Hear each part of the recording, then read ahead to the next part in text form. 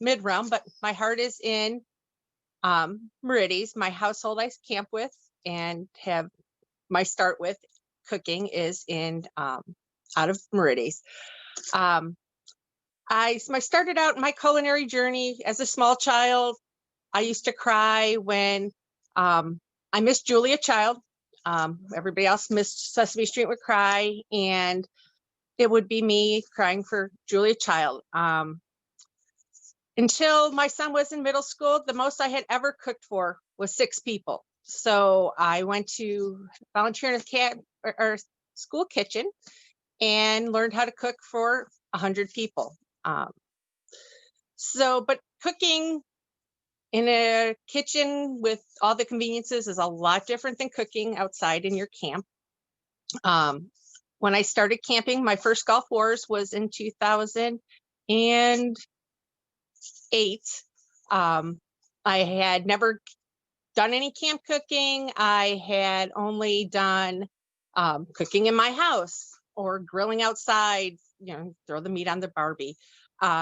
So when I started camp cooking, I was interested, and I had a great teacher, Mikkel Hafton, who imparted with me the knowledge he had and showed me the ropes. So I would help out in the kitchen that first year, and the second year and the following year, I picked up more and more meals. Our camp feeds anywhere from 16 to 30 people in a given year at war. And we have a household feast once a week there, and we serve 30 to 50 for feast. Our meal times are between 7:30 and 7:30 and 8 for breakfast. We do dinner between 5:30 and 6 o'clock at night. Our camp plan includes a hot breakfast and a hot dinner. Lunch fixings are left in a cooler so everybody can come in and throughout the day and grab lunch if they want to. So in 2012, I became in charge of our camp entirely for cooking. Talk about being nervous. I traveled down 12, 13 hours from outside of Chicago down to Gulf and had to get everything down there with me that I would need. So the first year I did it, our camp originally was run as people would pick a meal, say Tuesday dinner, and they would say, I want to cook beef stew. So they would send me their recipe. I would then have to calculate how much of what I needed, make sure I packed it, brought it down. The problem I found with that situation is that you didn't have the ability to buy sale items. If you're trying to do a camp cooking event, budget is a big thing. So if I had someone who wanted to be extravagant on their meal, that means somewhere down the road, we're going to run out of money. And so you had people also doing a lot of the same kind of meals, so basic stews. And so it became a redundant thing that I knew could be better than having the same type of meal every night. We could do better with that. Also, the problem with having other people do the pick a meal and give you the recipe was I had to stuff all that stuff into my car. So all the ingredients they were going to use, and I drive a Hyundai Elantra, so trying to fit my camping stuff and food for a week in my car became a challenge. And then down at war, people have other things to do, and I understand that. Or they would get up late because they don't realize cooking outside and cooking for a larger than you're cooking at your house takes a lot more time. So the prep work takes longer, the cooking time takes longer, and they would show up late and we'd be having dinner in the dark. And so that leads to problems. Breakfast time, the problem is people have classes to get to or to teach, and they would have to skip breakfast because it wasn't ready. Dinner time, people were either cleaning up in the dark or weren't able to make the social event that night because they were still cleaning up. Um, so that became a frustration to me because I still had to be in camp. So now I'm spending most of my war in camp, frustrated because I know this shouldn't be the case. So then I switched to, I planned all the menu. I would ask my group if they had dietary restrictions, if they had preferences for something they wanted to see on the menu. And then from there, I would plan my meal out. This gave me the ability to not have my menu be all stews that week. And it also gave me the ability to shop sales. So if I happen to see that chicken was on sale this week, though with chicken, if you're not going to cook it, make sure it's something you use early in the week just for food safety because chicken gets crazy. So I could shop sales so we could have nicer meals for the same cost. The problem still remained. People weren't coming back to camp in time. We were spending a lot of time either doing the cooking for somebody who was supposed to be there just so we could get done in time, or have it. But I still had to be in camp for all that time. And that's not where I want to be at an event. I don't want to be in the camp kitchen. For those of you who have met me at Gulf Wars, I volunteer about 100 hours every year at war. So I don't want to be in camp, but I also want to make sure we have good meals every time. So I decided it wasn't working for me. It might work for others to involve a lot of people in your camp kitchen. What I have now transferred to do is I ask once again everybody what their preferences are for meals. If there's dietary restrictions, one year I had to make a vegetarian meal, which was interesting to say the least, because the group I camp with are very big meat eaters. So side dishes are basically a garnish on the plate. They weren't interested in a vegetarian meal, but we had the one person who was camping. And so in order to include them, we made basically the side dish was a vegetarian option. And so they could eat that. So my current method that I use that I find works remarkably well and saves me so much time from having to be in the kitchen. I plan my menu so I can use the sale items. So I usually start planning my menu in January for golf. So I start looking for new items. I try to find that new something different every year just to keep it fresh. I don't want to eat the same food every year when I go to camp. I'm assuming nobody else would want to eat the same food every camp. So I shop my sales. When I get my meat and whatever I'm making, I prep it at home. I chop up all my ingredients. I throw the seasoning for the meat, throw it all in a Ziploc bag. I freeze it flat. So that way, everything I need for that meat dish is in the bag. So when I pack to go down to war, I don't have to remember, did I pack the 7 spices that need to go in there? And the added benefit is as the meat defrosts, it marinates itself. So you get more flavor without having to do the marinade down there.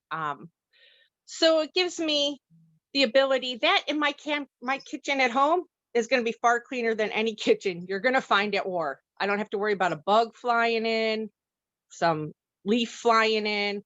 I know it's been safely prepared. It's in the bag. It's frozen. So it keeps me from having to spend all that time in camp cutting up vegetables, cutting up meat, seasoning the meat. it's already done. So that frees up so much time. And now the way we do, if somebody wants to learn how to make something I'm going to be preparing in camp, they can sign up to help me with meals. But I'm not relying on them to do the cooking. So if they don't show up on time or don't realize how long it takes, I've already started it. It leads to less frustration to me because I'm one of those people that want things to be eaten at a reasonable time. And so when I pack up the rest of my items for the day, I'm very organized, which helps in the long run at camp, especially since I travel so far. I don't want to run out to the store. I've actually made it so I only have to go shopping in town once during war. That's usually to pick up like dairy items that I'm going to use for feast on Friday. So I put all my dry ingredients that I'm going to need that day into a separate bag. And so each day has a bag, which helps when I'm packing my car to make sure I didn't forget something. Because that's always the big fear for me is I left something at home. Oh no. And then I also at camp, Tuesday comes around, I know everything I need is in this bag instead of having to search through the camp kitchen tent and find what I'm looking for. So now instead of having to be at camp at 4 o'clock to get dinner ready by 5:36, I don't have to be in camp till usually 5 o'clock. Because then I'm just having to throw the meat on to be cooked, and whatever side dish we're happening to have needs to be cooked as well. So you can choose to have people involved or as not involved as you want. It all is a personal preference and how much you can rely on other people to understand how cooking outside works. So when I plan my meals, the guidelines I was given and I still use is that for breakfast, we plan on 2 to 3 ounces of meat per person. If we're having eggs, it's 2 eggs per person. And those eggs, I find the best way to transport them because I hated touching your cold eggs out of your camp cooler at when it's cold out at war, trying to crack those eggs and not get the shells in there. I take my eggs and I scramble them and I freeze them flat in Ziploc bags in my freezer. So when I'm packing my cooler, I can set them upright, and this way I don't have to scramble those eggs. And I already know I have what I need in this bag. The bags are also labeled so I know which day, because in our camp, the amount of people each day does change from day to day. And then also we include in breakfast some sort of carb or starch. Pancakes, French toast. When I've done a potato and sausage skillet, we've used the potatoes as our starch. And so that gets served between 7:30 and 8 every morning. I go back to bed because I've been up at Troll overnight. I cook breakfast. I go to bed at that. Everybody else takes care of cleanups, which is the nice part of being the cook. I don't have to clean up anymore. So then our lunch items are out. I had a problem in the beginning of people digging through my cooler trying to find things, even though I had them all lumped together. So what I have found, I have a cooler that I borrowed from my mom, and it has a hatch on one end. So inside that hatch, I have a soft-sided cooler that I put all the lunch items in. So all they have to do is open that hatch, pull that whole cooler out. Everything they need is in there. It keeps people from disrupting what you have set in the cooler or breaking open bags because they moved them around too much. Also, a great way to use up your leftovers, like bacon or sausage from breakfast, put that in the lunch bag. People will snack on it. People will make a sandwich out of it, or your leftover chicken or beef from the night before. People will snack on that. So you can put that in there as well. Our lunch, also, we usually have fruit on hand. And then also remember things like mustard and mayonnaise and peanut butter and jelly. those things people tend to forget. Oh, we got to pack that. And then when we come to dinner, it's usually a 6 ounces of meat per person and 4 ounces of carbs. And then veggies are an afterthought in my camp. So if I do a veggie, it's usually cooked with the meat. So it's there if somebody wants to eat it. If not, it's just extra flavor on my meats. Um, and then we come to our family feast every year, which that's the only day that I spend all afternoon in camp. But that's because our family feast, which we pick the menu in camp the year before, either at feast or at our household meeting. We do 2 to 3 meat dishes for feast with 4-ounce servings of each per person. We do 2 to 3 sides at 3 ounces apiece, and 1 to 2 desserts, planning accordingly for who you have.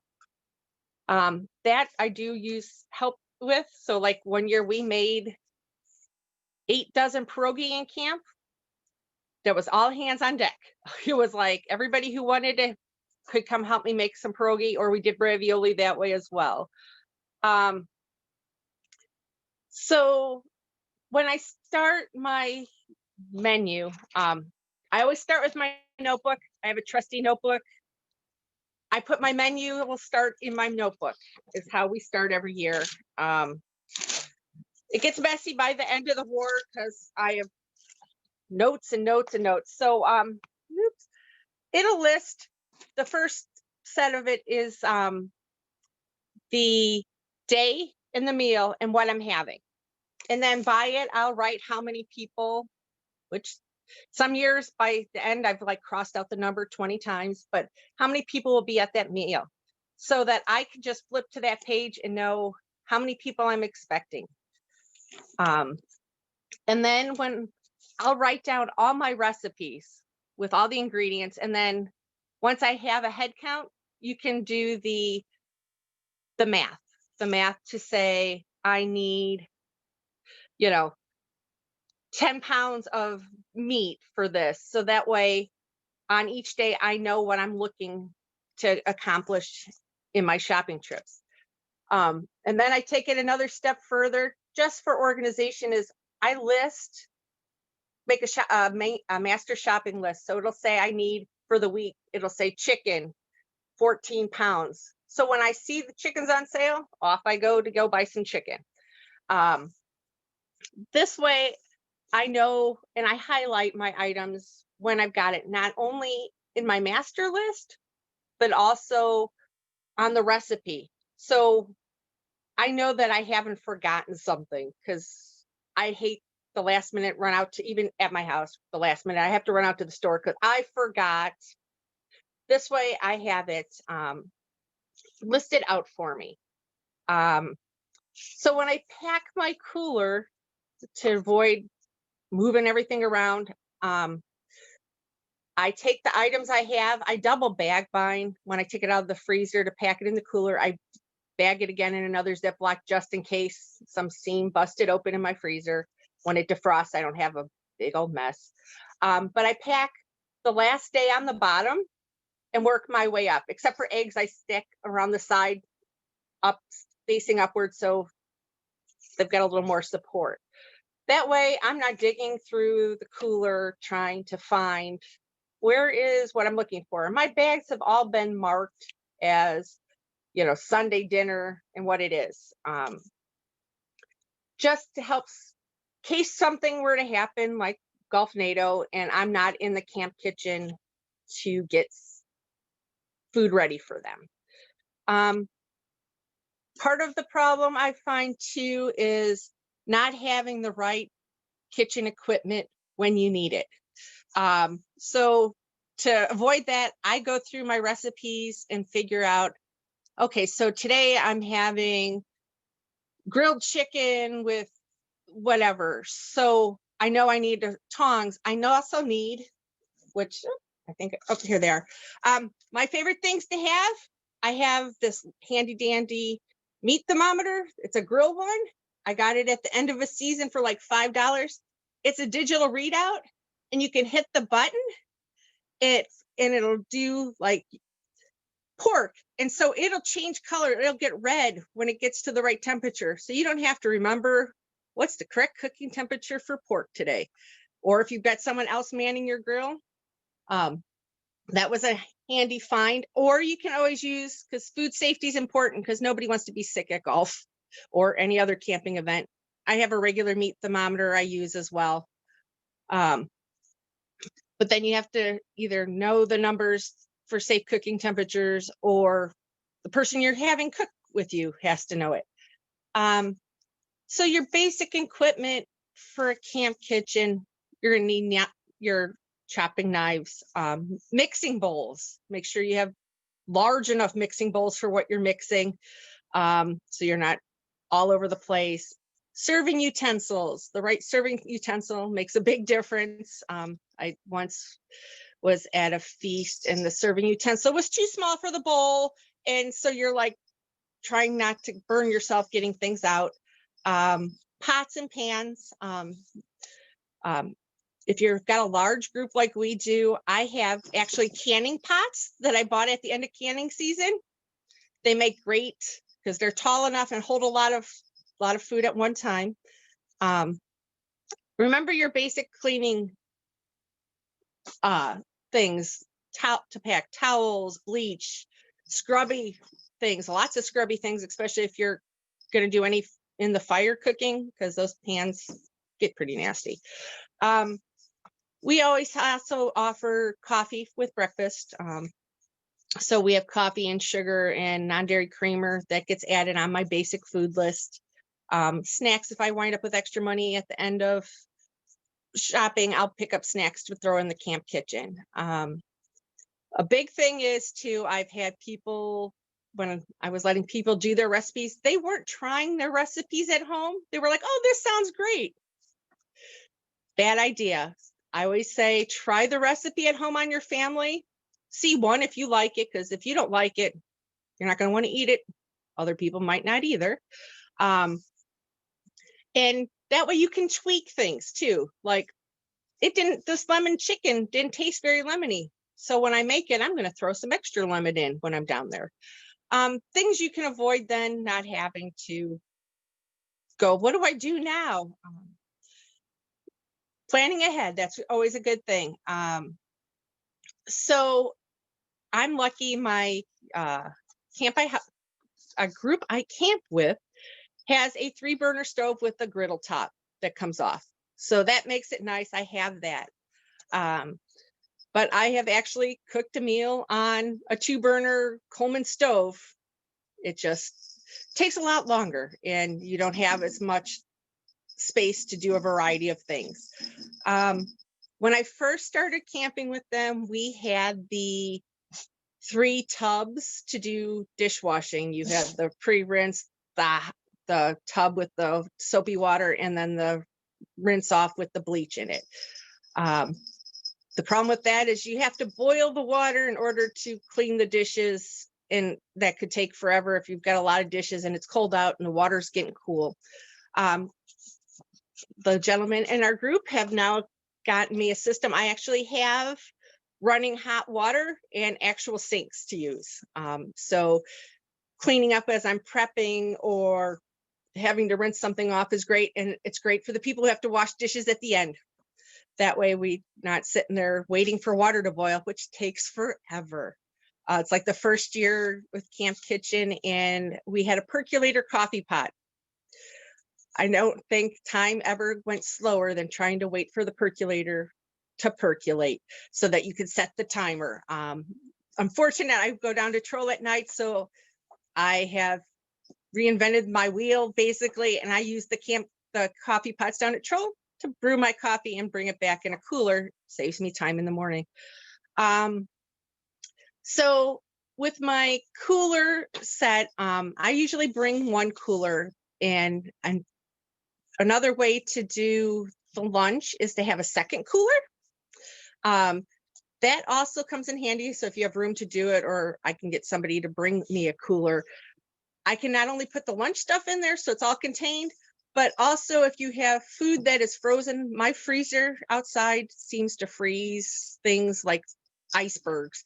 I've had food that I have taken out on when I left on here Wednesday night, put in my cooler, and was still frozen the next Thursday morning. So it came in handy to have an extra cooler to take those out the meal before. They're still frozen, throw them in that cooler. They get a chance to defrost for me. If you're going to cook over a fire or in the fire, I'm lucky I have a guy in my camp who will start me a fire any day I want. You have to make sure the fire gets hot enough. If you don't know how that's done, trying to start cooking when the fire's not high enough is just going to take so much longer to cook. You need a proper heat on your fire. But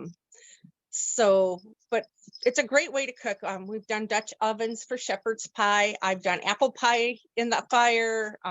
We did sauerbraten in the fire, which turned out really well. So that's how I do my my camp kitchen, and it's been successful, and we've been able to not live in the kitchen. As much as I like kitchen work, golf, there's too many other things for me to want to do. Does anybody have any questions I can answer?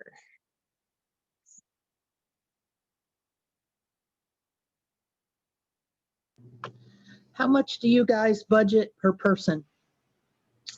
We've been lucky. I have the best store, I think, up here ever. It's the Fresh County Market up here, and I call it the big lot of the grocery store world.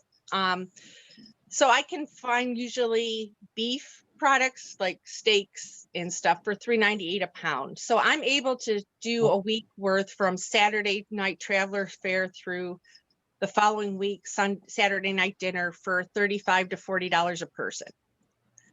But so you would need to see what things run in your in your area. The way I would do it would be to figure out like the most expensive meal you'd want to make there and divide it out per person. And you have to take into account, even if you're using your own spices from your shelf, you have to budget that might have to replace those. So we've been able to maintain the same food budget plan now for 5-6 years. So it's all a matter of what's in your area and what you're willing to do. Our sample menu plan I've had, like the last year I had golf, we had eggs and sausage with tortillas for breakfast one morning. We had a chicken fajita pasta dish. We had a sweet ham and sweet potato skillet for breakfast. Tuesday is always Bacon Tuesday for us down at War. One of the first years I did the kitchen, I bought too much bacon. Oh no. And so the last night we were making things with bacon just to use up the bacon. So we decided we all like bacon. Why don't have a day of it? So like I'll make bacon pancakes. So you could either bake the bacon, crush it up in the pancakes. And then we started adding like chocolate chips to those pancakes or peanut butter chocolate chips to the pancakes. Turns out really good. We do shepherd's pie. I've done a Korean pork with potatoes. We've done Swedish meatballs down at camp. Our feast that year was sauerbraten and bratwurst and spätzle and sauerkraut and potato salad and German donuts and a carrot salad. So we eat fairly well in our camp. So if we were to eat more spaghetti, it would be a lot cheaper. But so it's all basically, I would go off what your biggest meal is going to cost you and work from there. And people understand the price of food has gone up. So going forward, we might have to increase a bit just to compensate. Do you ask for like donations for the food, or how does that work cost wise? Is it all out of your pocket or? No, camp, what happens is when you've done your reservation for golf, your next step is to send me your whatever we decided that year was going to cost for food. So then they send it to me, and then I can spend it as I need it. I'm fortunate enough that usually I can start buying things early on due to the fact, yeah, my dog just hit the waterbed. The buying it early, but money comes to me, and then that goes out to buy the items. So it's a set price everybody has to pay, and it's part of camping with our group. It also is you have to do the meal plan, just because otherwise you get the people that are like, oh, I don't want a meal plan, but I'm going to eat tonight. Well, that doesn't really work. Somebody has to pay for the food. How do you usually get like electricity to your camp? We don't. We have actually marine batteries that they have hooked up for lighting for us. When I first started, we had little lanterns, and so especially when food wasn't done on time and people are trying to wash dishes by lanterns the next morning, some of the dishes weren't exactly clean. But we don't have electric in our camp per se. Of course, she's got the zoomies right now.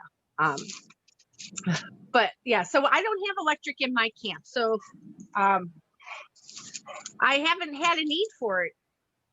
The lighting is nice, but once again, it's battery operated.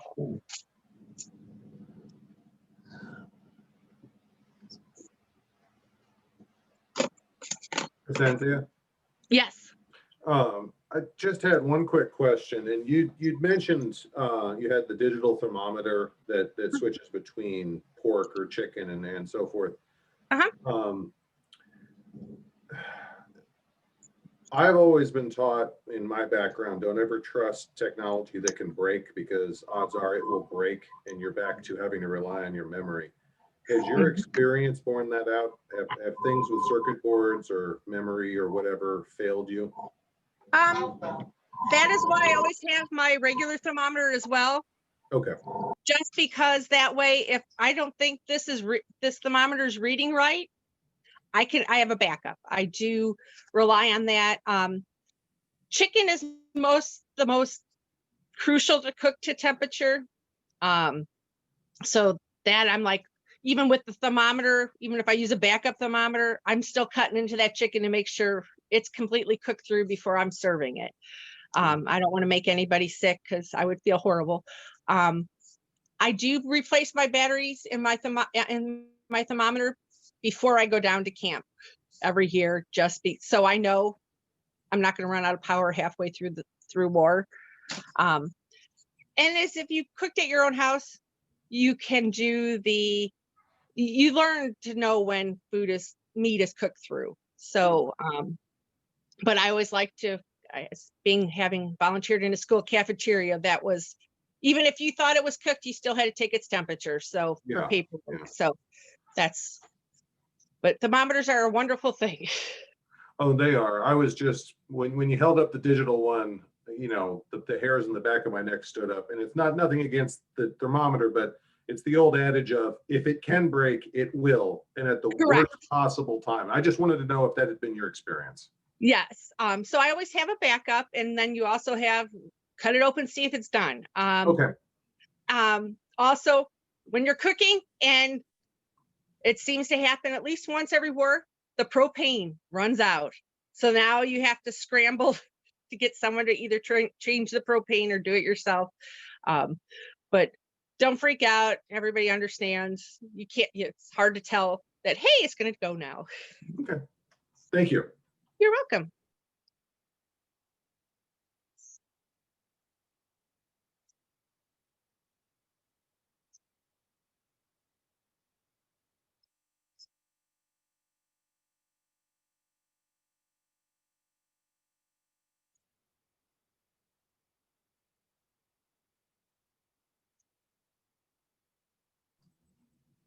And by the way, thank you very much. This has been immensely informative.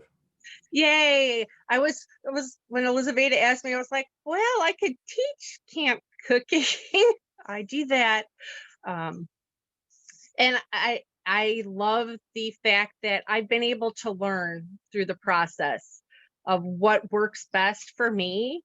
Doesn't necessarily mean that's going to work for somebody else, but I'm like, the more time I can free up, I find is better in the long run than resenting that you're tied to a kitchen.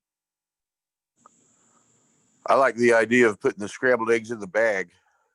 Yes, it works for French toast as well. I throw the milk in there and the sugar, cinnamon, mix it up and freeze it that way. That way I don't have to do that first thing in the morning, especially towards the end of the week when I'm really tired. Yeah, that's great. Yeah.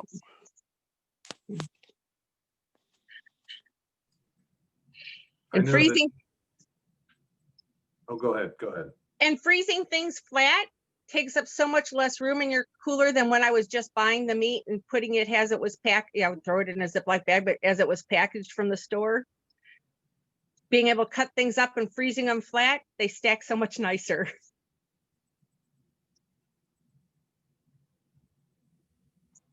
Yeah, I know from mundane experience, you can freeze waffles, pancakes.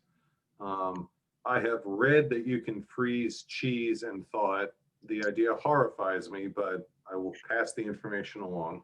I was gonna say that is what they would do in school cafeterias. The cheese comes in large amounts from the government, and if you put it in your fridge, it's going to mold faster. Mhm. And so school cafeterias, it all goes into the freezer and taken out as needed. I'm not sure a school cafeteria is the best example you want to cite with an audience. I know, I'm just razzing you. I'm sorry. Right. Well, I understand, like the public school, I was with a private school, and because we had to cut costs, we didn't buy prepackaged stuff. Everything, like even our pizza was made from scratch. Our chicken and noodles was made from scratch. So we had people from the town that would come and buy school lunches. So, but the things you learn making large quantities of food. Yeah.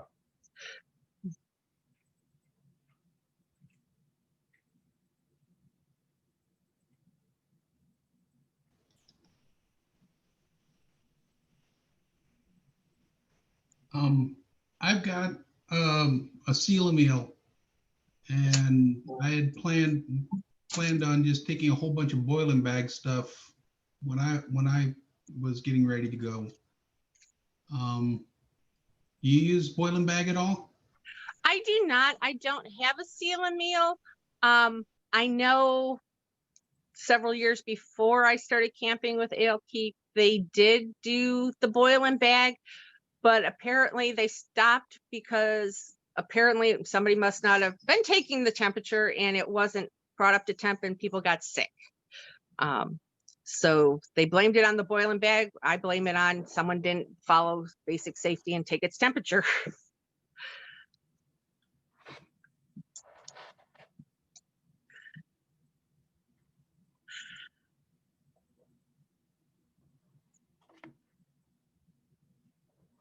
I find people tend to forget when they're cooking outdoors that basic food safety, like washing your hands and keeping your surfaces clean, kind of gets thrown to the side.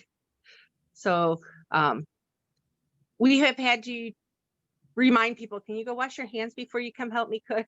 Could you go do that, please? Or that towel that's really dirty, can we just like throw that in the pile to go home and get washed because we're not using that anymore?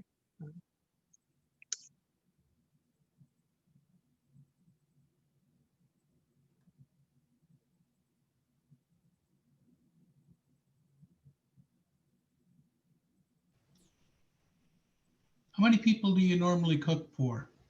The most we've had as standard camping in a week was 27. The lowest amount I've cooked for in camp has been 16, but our feast, my high feast, was 50 people in camp. Goodness gracious. Yeah. I was going for a dozen. I Yes. could do a feast like that, but I needed a better kitchen than my RV. Yes. It becomes a lot of planning and a lot of let's think, how am I going to do this in what order to get done? But as word has gotten out, we've gotten more and more people. Our feast winds up being people that are camping with us can invite people. And so people are like, oh, that was great last year. Can I come again this year? And so I get a lot of repeat. Though we did get the Whiskey Bards came and ate feast with us and performed for us the last golf wars. How much time does it take to cook for like 25 people? If it's a normal everyday breakfast dinner, it takes me about a half an hour, 45 minutes, depending on what exactly I'm cooking. Like chicken over the grill seems to take forever for some reason. But like if you're doing like my Korean pork, it's because everything's already prepped. It's just throwing it in the pan and cooking it through. It was like 20 minutes to get it cooked through. The potatoes took longer to cook, but yeah. If you do your prep work at home, it like dramatically cuts the time you have to spend in camp cooking.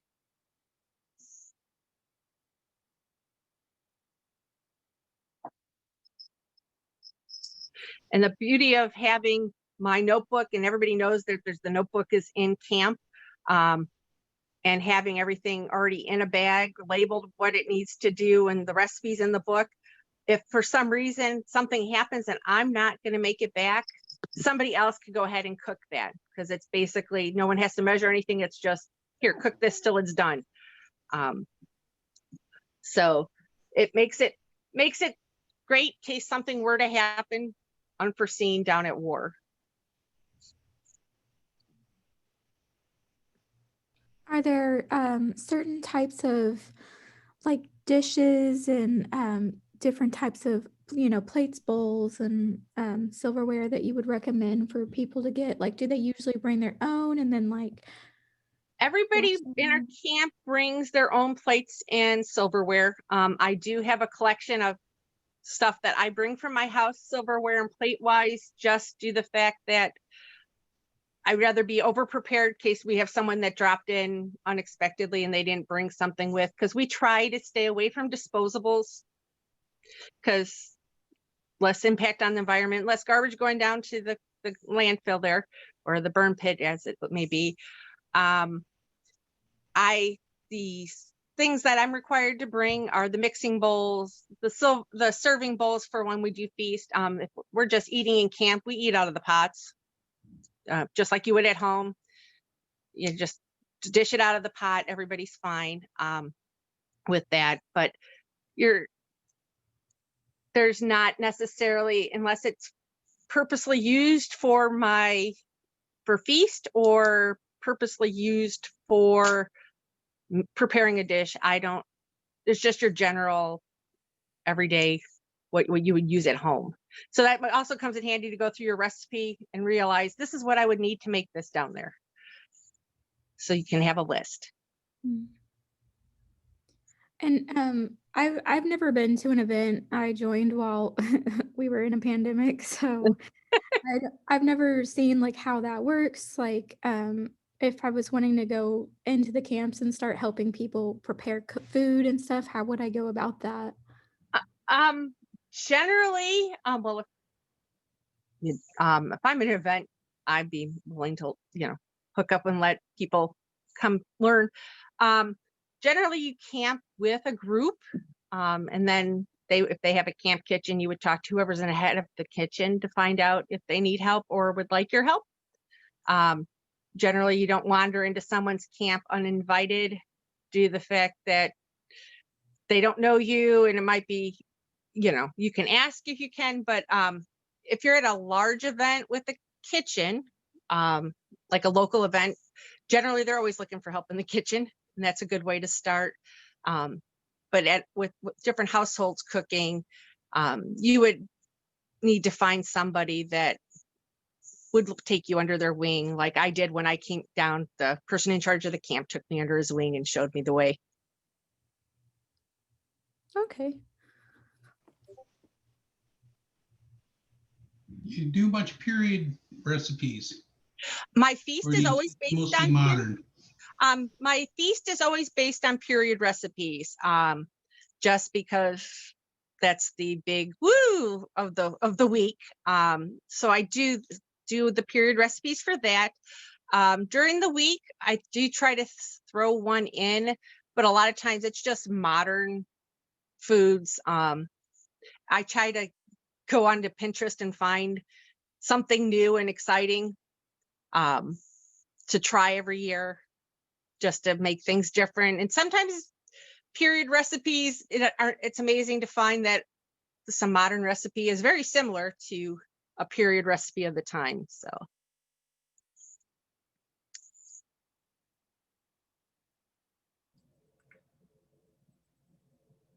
If I could interject something on that note, Mhm. Crescentia, if anyone's interested in medieval fast food, and I mean that literally, there was an entire industry in Italy and mainland China, central China, of food that was cooked early in the morning and was sold on the street. You literally walked up, paid for it, and you got it ready. And those recipes still work today. I've seen them on cooking shows. I've seen them talked about by SCAers. I don't know how that would translate logistically to a camp cook environment. My point is, if you're interested in historical feasts or historical food, the idea of what we would consider fast food is historical. So that's something you might want to poke around in. yeah, it's good. A lot of Middle Eastern too. They had food, and basically it was left on the fire all day, and people would just come and get it as they came in from working in the fields or working with the livestock. So there are ways to do that, but a lot of what we know, especially I found with the Silk Road, is my next feast for camp. The Silk Road, a lot of those recipes are very similar to recipes from that area of the world today.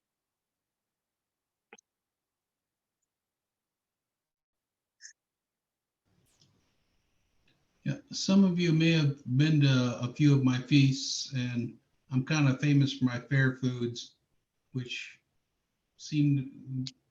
would translate real well to here, grab this, you can go.